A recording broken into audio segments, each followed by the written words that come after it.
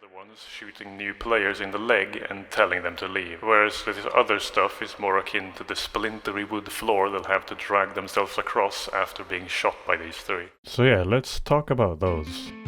This is a little follow-up to my TF2 Hates New Players video, so if you haven't watched it, feel free to do so. But it's not essential to understand this one. In that video, I went over 3 big issues I think are keeping new players away from TF2, and how you essentially need someone else to introduce you to the game. In this video, I'll be covering all the other smaller things that make the experience surrounding TF2 just feel like an unpolished mess. Specifically, these things I put at the screen at the end of the last video. And before I get started with those, I want to emphasize one thing I failed to in the last video, is that everything I'll be talking about, apart from 1 or 2 things in this video, is outside of the gameplay itself, because that's pretty much the only thing that has made people stick around through the most horrendous treatment of a live service game out there. The core gameplay of TF2 is just that good, that people were willing to slog through an almost decade-long bot crisis that made the game borderline unplayable. That is the biggest testament to how good this game is, and it's so unfortunate that almost everything surrounding the gameplay is either poorly designed, extremely buggy, or just outright broken in the literal sense. And with bots returning, it seems like even the gameplay is no longer safe. Also, yes, I am aware that the game is 18 years old, but come, look at this.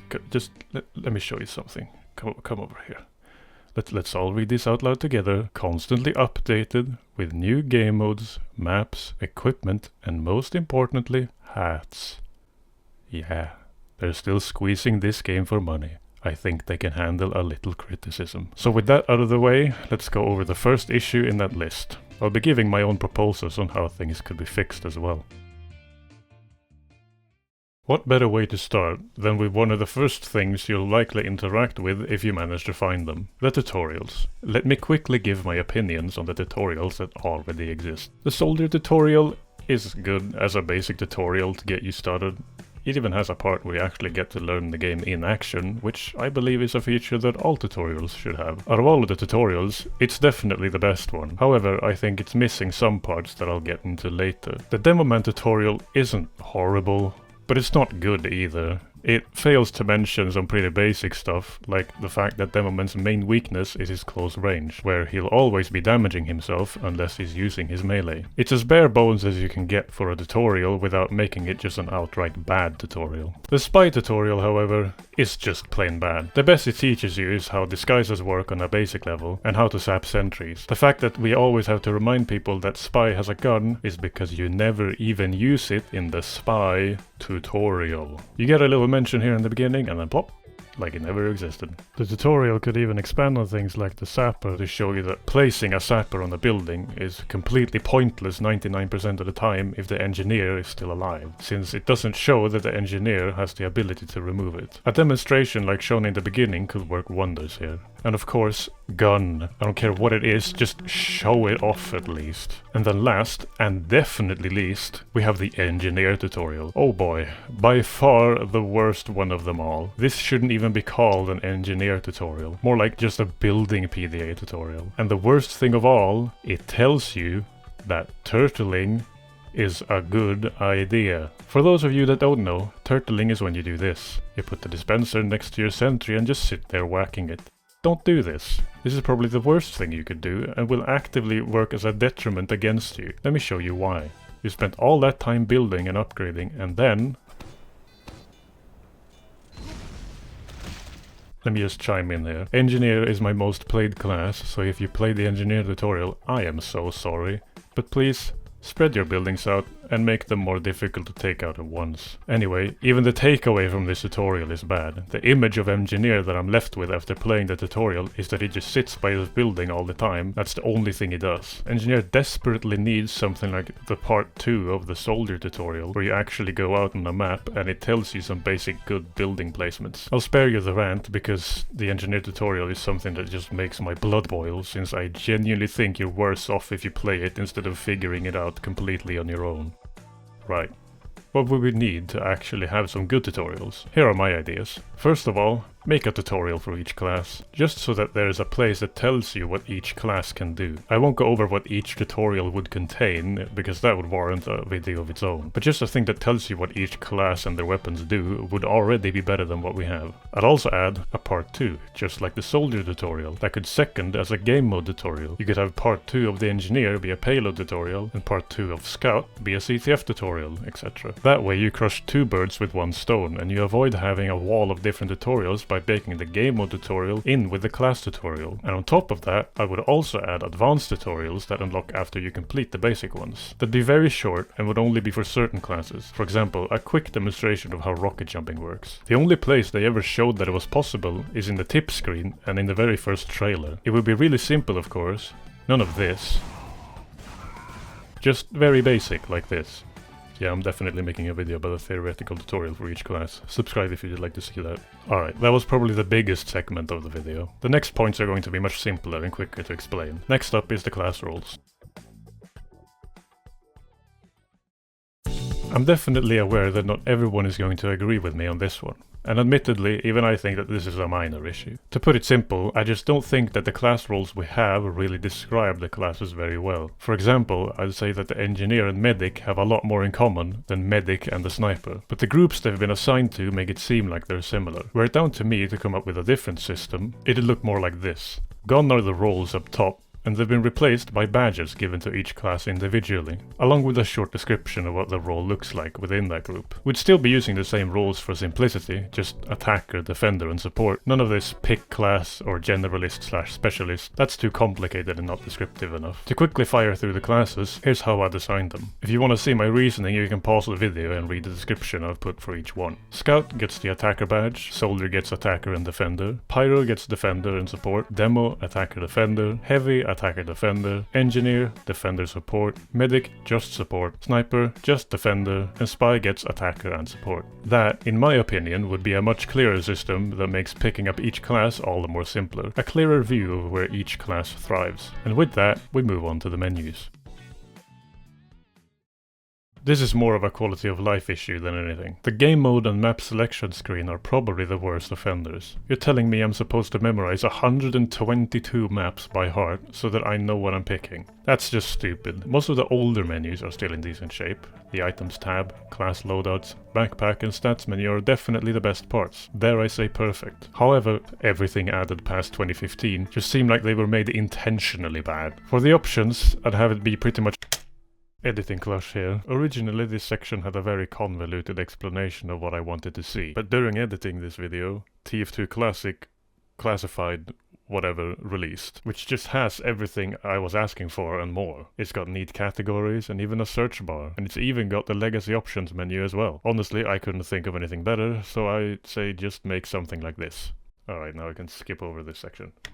For the Warpaint browser, why do I have to select the Warpaint first and then the weapon? This just means even more memorization, where I have to know by heart which skins apply to which guns. Loadout.tf has a better system. You select the weapon first, like any sane person would do, and then you apply the skin to it. It's really annoying browsing skins, then you come across one that's only for one weapon, and oops, gotta go back to a Warpaint that supports all weapons. As for crafting, it would just need something like a search, because this list is just ridiculous. Wait.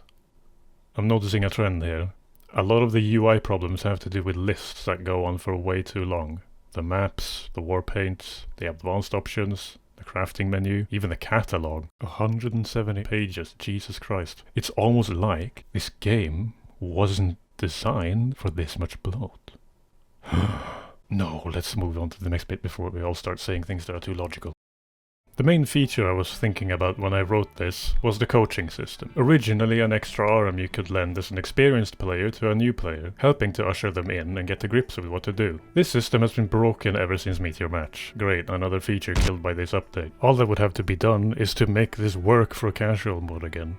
Other features that are completely broken but still exist in the game somehow is in-game trading and the gifting wrap or carefully wrapped gift. Both of these items are no longer functional at all, but still act as if they do. The trading menu will just lock you from interacting with the game for 30 seconds, and the gift wrap will just do nothing at all. The only way of using the gift wrap is to send it via a trade offer, at which point they can just see the item anyway, completely nulling the point of this item. Why would they do this? The gift wrap could previously be exploited in order to bypass trading restrictions. One past example being that you could gift wrap a non-tradable item and basically make it tradable. However, when trying to fix the item, Valve botched this item to the point where its only use today is pretty much just as a way of signing items. I can no longer give my friend a small Christmas gift without telling them to blur their eyes while accepting the trade. I also want to put competitive mode in here. This one, just please remove it. Literally nobody plays it, not even the competitive players. They're off in their own servers, just remove it, please. It just doesn't work, because Valve's competitive caters to no one. It's completely half-baked, with no weapon bans, making the actual competitive TF2 player not want to touch it, and it's such an unfriendly system with the worst matchmaking and ranking system I've ever seen ever. If I were to point at one thing being the absolute worst thing I've ever interacted with in my life, even including beyond TF2, it would still be this. I don't even want to expand on this any longer, because just talking about it makes me tired. I didn't even want to gather footage of TF2's competitive mode. Here, you can see the matches I played. I'm talking from experience here. And these are from when the mode was actually populated. I dare you to queue up for one match, and I guarantee you'll see exactly what I mean. That is, of course, if you're even able to get a match that doesn't get immediately abandoned.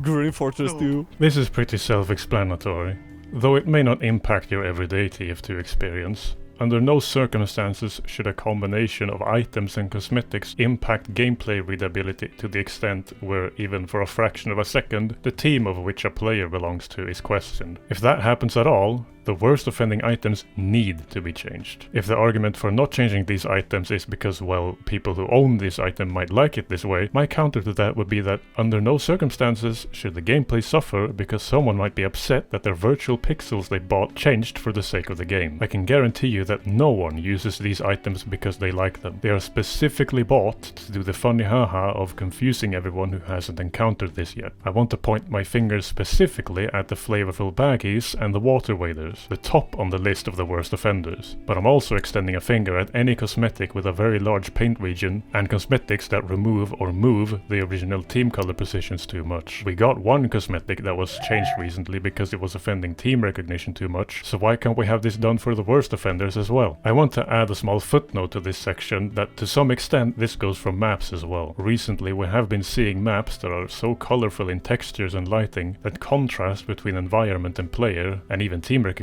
has been suffering more as the years go on, and this needs to be taken more into account in the future when adding maps. If you've never played with or had friends in other regions of the world, then you'll most likely not relate to this. But for those of you that do, you definitely understand the pain of trying to get a server in the correct region that you want through the matchmaker. As it stands right now, when in a party with at least one person from a different region, the matchmaking system will seemingly select a region completely at random, disregarding any ping limits you set as a party leader. This, coupled with how queue times drag out to unreasonable lengths when in a party of 3 or more, even with every map in the game selected, makes casual borderline impossible to play. What I assume is happening is that the matchmaking system is trying to find a similar party and match your party against them. Which, good luck Mr. Matchmaker trying to find another party with 3 Europeans and 2 Americans in a player base of just somewhere around 30,000 daily peak. God, if I could just uncheck this stupid setting. So please let us just have a setting to select what region we want to play in if we have a party consisting of cross-continental friends. We can already do this manually with community servers, proving that this would not be a problem at all. Having high ping is never an advantage. This is also pretty self-explanatory. I'll just say this. As a free-to-play, you get 50 inventory slots. And this is how many functionally unique weapons this game has. Do you see the problem?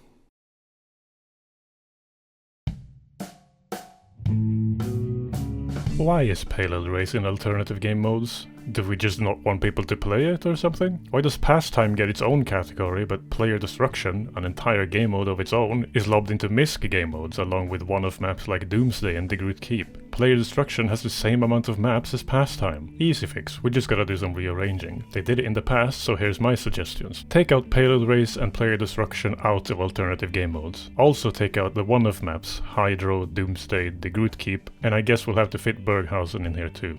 And move those up here as well. I know there's an argument for keeping player destruction in alternative, since apparently it's some wizardry pulled using capture the flag as a base, even awarding you CTF achievements. But I think by this point, player destruction has proven itself to function and pull its own weight as its own standalone game mode, despite its origins. As for the maps that deserve to be in alternative game modes, that's VSH, Manpower and Pastime, because let's be frank, those game modes just aren't TF2. What I mean is that TF2's mechanics and gameplay takes a backseat when you play these game modes. Let me explain in a quick way since I'm not doing a deep dive into each game mode. Pastime favors specific classes to the point where others don't serve any purpose and never interact with the objective. In Manpower, you're no longer playing as the character you selected, you're playing as the power-up that you collected. And VSH is just a boss fight, but you play as the TF2 characters. This isn't saying that any of it is bad, Manpower and Pastime definitely are. It just strays way too far from regular TF2. This is probably the most minor issue of them all, but it's still a bit confusing when you try to make progress to an achievement and it just doesn't count. Some are just outright broken and won't ever function again due to systems being outdated, even if their goals were completely unreasonable to begin with. Plan 9 to Outer Space is one of these broken achievements. I only got this achievement very recently simply because no matter how much I played Doomsday in casual mode, the progress would just never count. And I don't know the specifics of why it doesn't count, but what I do know is that it worked flawlessly and wasn't hard to get on a community server. So that's really all the evidence I needed. Again, this is a minor issue, so I'll leave it at that to make room for a much more pressing one.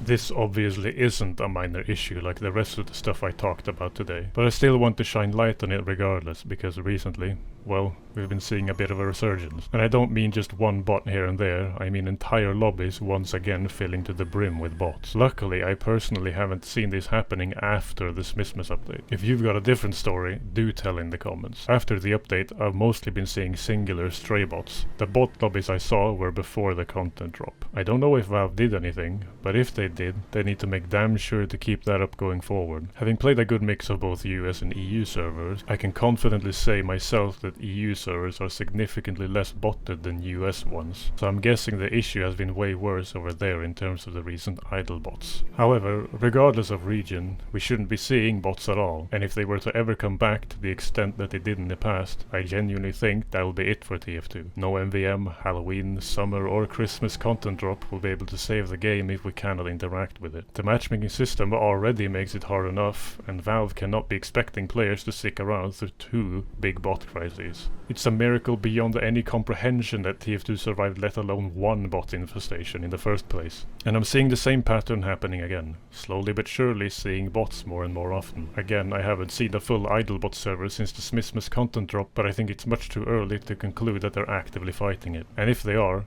they better make damn sure to keep that up for the indefinite future, because as of recently, not even their other titles are safe. And that's it. That's the whole list. If you have any comments or alternative suggestions, feel free to let me know in the comments. I read every single comment I get, so if you write it, I'll likely see it. This video was significantly delayed due to me having some major PC issues, thanks Microslop, but regardless, I hope you enjoyed it, thank you for watching, and I'll see you soon.